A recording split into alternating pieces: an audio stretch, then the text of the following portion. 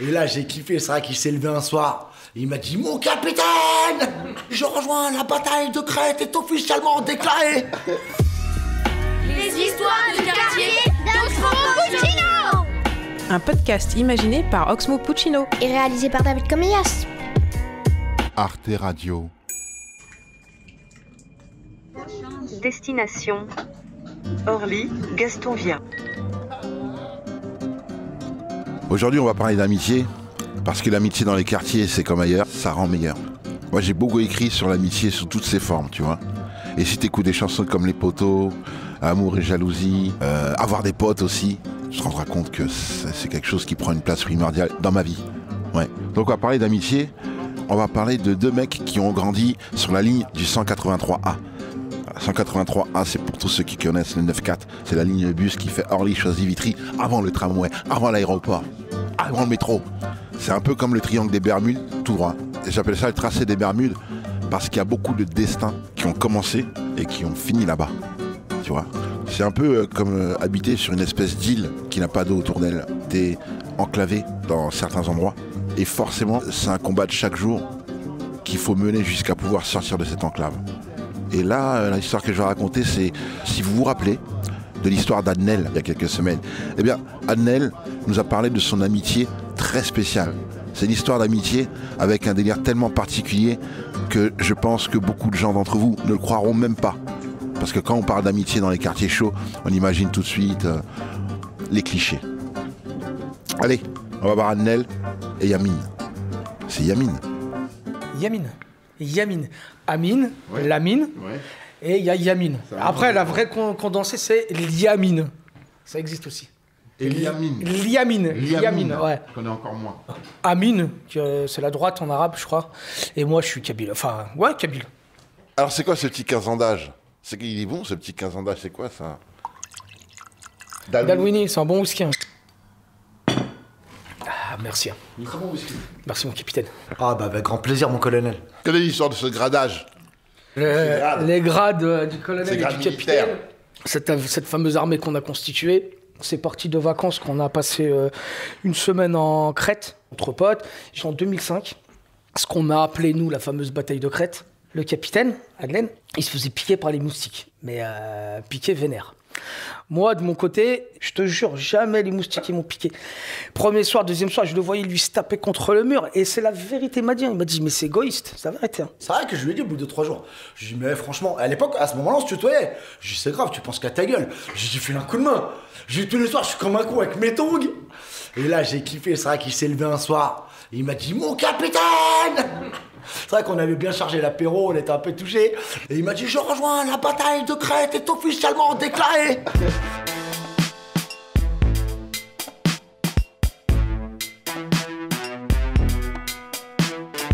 Et il m'a répondu, mon colonel. Et là, on a pris nos savates, chacun, on avait des claquettes. Et c'est parti, on a éclaté tous les moustiques toute la nuit, on les a passés à éclater les moustiques. Le lendemain, soir, pareil. Mon capitaine, vous êtes prêts? Oui, mon colonel. Et c'est parti, on attaquait les moustiques. Toute la nuit, c'était la guerre. Il y avait des taches de rouge partout. On a laissé une chambre design. Hein. À mon avis, on a laissé une chambre. Ceux qui l'ont pris après, ils ont dû mettre des petits commentaires. Très belle décoration. Voilà. Et donc, après ça, on rentre tranquillement, chacun de notre côté. Le capitaine à Vitry, moi à Orly, on reprend notre vie. Sauf qu'à chaque fois qu'on se voyait, ben ça repartait, mon colonel, mon capitaine, on se voyait. C'est devenu naturel. Hein. Ouais. C'était naturel le vouvoiement. Jusqu'au jour où il n'y avait plus de tutoiement. Il n'y avait plus du tout de tutoiement.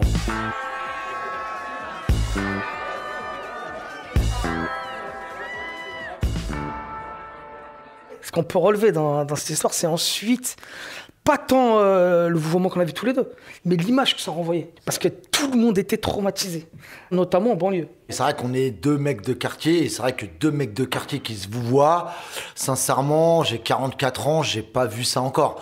Et c'est vrai que ça a choqué, stupéfait. Comment vous pouvez vous prétendre pote si vous vous voyez? Bah, y a des familles où ça se voit, hein. Il y a encore des vieilles familles où ça se voit. Ouais. Les familles bourgeoises. Il faut comprendre que nous, on n'est pas du tout à la base dans la logique d'imiter les bourgeois, pas du tout. On a repris le langage de l'armée. Mon colonel, mon capitaine, on a un discours qui a un champ lexical tout tout qui est orienté autour de l'armée, de la guerre, de la bataille. C'est ça que je voulais dire. Quand on est sorti du séjour en 2005, après, notre champ lexical, il était très souvent militaire. Ah ouais, quand j'envoyais un texto, je prends mon tank et j'arrive. Et pareil, c'est vrai que dans le champ lexical, si par exemple je m'ouvrais une bière, je disais j'ai dégoupillé une grenade. Et c'est vrai que ça renvoie aussi à une image du film que nous on adore. Un singe en hiver où à un moment donné il y a Jean Gabin qui est en train de parler quand il a fait la guerre d'Indochine et qui parle du Yangtze-Kiang, etc. Il y a un côté très poétique. Il parle de ça justement, c'est ces années où il était à l'armée. Et nous on a ce champ lexical là. Et le vouvoiement, c'est vrai que c'est plus rattaché à l'armée qu'aux bourgeois. Mais ce qui est rigolo quand même, il faut bien le souligner, hein, on a commencé tous les deux. Aujourd'hui, notre entourage très proche, chacun a un grade dans l'armée. Notre ami qui est venu manger là il y a 3 jours à la maison, c'est l'adjudante. On a notre ami avec qui ce soir on va y aller, c'est le caporal. Son petit frère, c'est l'amiral. Moi à l'époque, quand j'étais en couple, ma compagne, c'était la capitaine.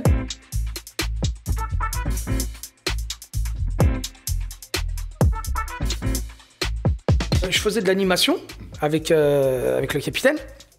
Il y a des jeunes, au bout de 6 mois, ils disaient mais on ne connaît même pas son vrai prénom. Et là-bas, tout le monde m'appelait le colonel. Il y en a beaucoup qui me vous voyaient. Il faut quand même savoir une chose. C'était des enfants qui avaient entre 11 et 15 ans. Tous les enfants, sans exception, le vous voyez. Ah ben là c'est X-Files. Ça veut dire que t'es dans un lieu, c'est dans une cité, le centre de quartier. Hein. C'est des petites cités. Ils le vous voyaient tous. Quand tu demandais mon colonel, demain on fait quoi comme activité? Est-ce que vous pourrez? Il le vous voyait, il l'appelait mon colonel. Et c'est vrai qu'il y a des gamins qui, au bout de quelques mois, ont eu la présence d'esprit de se dire mais c'est quoi son prénom?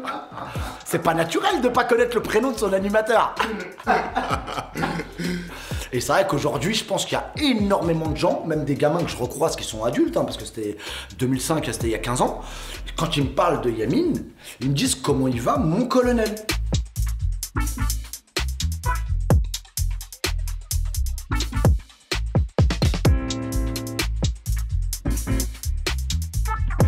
Dans une soirée, on se présente, il y a Mine Adelaine. Au bout d'un moment, les gens ils voient bien, hein, quand on se parle, on se vous voit, et deux, surtout, colonel, capitaine. Ben, je vous assure que dans la soirée, il y en a certains, au début, ils me tutoyaient, et vers le milieu de la soirée, tout le monde, vous voyez, je fais... Quand c'est des nanas que je connais bien, c'est le délire, donc bon, à mon avis, c'est toujours plus excitant quand il y a du délire. Ouais. Par contre, quand je connais pas, ça met une distance. Oui. Donc des fois, c'est chacun va de notre côté, comme ça au moins, il n'y a pas de vouvoiement. Et... Les histoires de quartier d'Oxmo Puccino. 15 ans qu'on se vous voit. Alors le plus marrant, c'est que vous voulez l'anecdote. Ah, c'est une petite anecdote. Quelle anecdote? L'histoire de la manifestation. Vous vous rappelez pas? C'est quoi, you quoi? Vous allez vous en rappeler. Je crois que ça s'appelait à l'époque, hein, c'était 50 000 personnes. Manifestation un peu chaude, hein, vous savez. Et à ce moment-là, c'était même une manifestation assez chaude. Vous avez retourné des voitures, brûlé des voitures, tout ça. Je vous assure, à un moment, les CRS, ils chargent.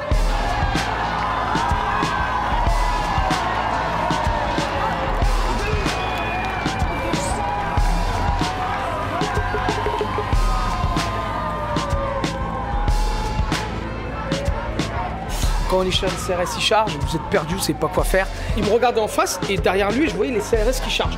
Donc je lui ai dit quoi? Je lui ai dit mon capitaine! J'ai crié, j'ai flippé. J'ai dit mon capitaine, on court! Et quand on est parti en courant, nous on est parti à l'inverse des manifestants. Donc les manifestants, certainement, il y en a certains qui se sont dit quoi? S'ils n'ont pas été dans notre sens, c'est qu'ils ont été se protéger derrière les CRS. Ils sont revenus vers nous. Il me dit alors, il me fait vous êtes tout seul maintenant? Je fais tout seul de quoi? Vous faites plus les malins? Et là, j'ai compris qu'ils croyaient que je fais, mais oh les gars, ils commençaient à me pousser avec mon bomber. Il y avait des mecs qui les retenaient, qui disaient, mais non, s'il dit qu'il n'est pas le manifestant. Et c'est là où je leur ai juré qu'on faisait partie des manifestants. Et ce que j'en viens de raconter là, c'est pas possible de le raconter en pleine manifestation, en une phrase de raconter ce que... Et je me rappelle très bien, c'était à 100 mètres de la place de la République. Et c'est vrai qu'il a été sauvé. On a été sauvés parce que quand ils nous ont demandé ils voulaient voir ce qu'on avait à l'intérieur de nos vestes. Et effectivement, il avait un kéfier. Voilà, ils ont compris rapidement. Il n'y avait rien, il n'y avait pas de take-walkie. Mais par contre, vraiment, on aurait pu vivre un sale carrure. Hein. S'il y a un gars qui avait pris l'initiative d'envoyer une patate sans réfléchir, on était bon pour le lynchage. Et qu'il suffit que tu tombes sur des mecs un peu chauds, parce que t'en as toujours des mecs un peu chauds. Et que t'en as un qui envoie une première droite et après ça réfléchit plus, ça part en pugilat. Lynchage, et tout ça pour une connerie de on se vous voit, on s'appelle Capitaine Colonel. Parce que c'est vrai qu'à ce moment-là, il a hurlé, je me rappelle très bien, mon capitaine, courez. Les CRS ils chargeaient, moi je voyais pas. Et les mecs ils ont tous entendu. Il dit attendez, il a dit mon capitaine. Et j'ai pas rêvé. Elle m'a dit courez. C'est conjugué à la deuxième personne du pluriel. Il a pas parlé à un pote à qui il tutoie. Et bon, bref, c'est vrai que. Mais à mon avis, mon colonel, hein, je vais vous dire la vérité. Hein, à mon avis, parce que celle-là, c'est vrai qu'elle était enfouie dans les tréfonds de ma mémoire. Mais c'est vrai que là, en reparlant, ça fait tout ressurgir. Notamment la panique qu'on a eue. Ah ouais. Ça poussait, hein, ça poussait. Ah ouais. Il y avait, en fait, il y avait les manifestations les plus chauds. Il y a des manifestants qui sont beaucoup plus, on va dire, posés, qui disaient attendez les gars, hop, on va pas taper dans n'importe quoi. Et il y en a qui disaient ouais, mais attendez, avec ce que nous font les CRS, et ça j'entends tout à fait, on en a deux sous la main. Qu'est-ce qu'on fait? Bah, à l'époque, on disait déjà qu'il y avait des perturbateurs. Ouais. Et voilà, j'étais dans la position d'un perturbateur. Je me suis dit, mais attends, mais jamais dans ma vie, déjà, premièrement, je travaillerais dans la police. Les perturbateurs, c'est ceux qui sont infiltrés. Voilà. Et ils provoquent. Ce qu'ils veulent, c'est qu'une manifestation pacifiste se transforme en, on va dire, en une poudrière. Et ils y vont, ils provoquent. Et alors, bon, c'est connu, hein, la police, ils ont leurs propres perturbateurs. Les histoires de quartier d'Oxmo Puccino, tu connais? Arte Radio.com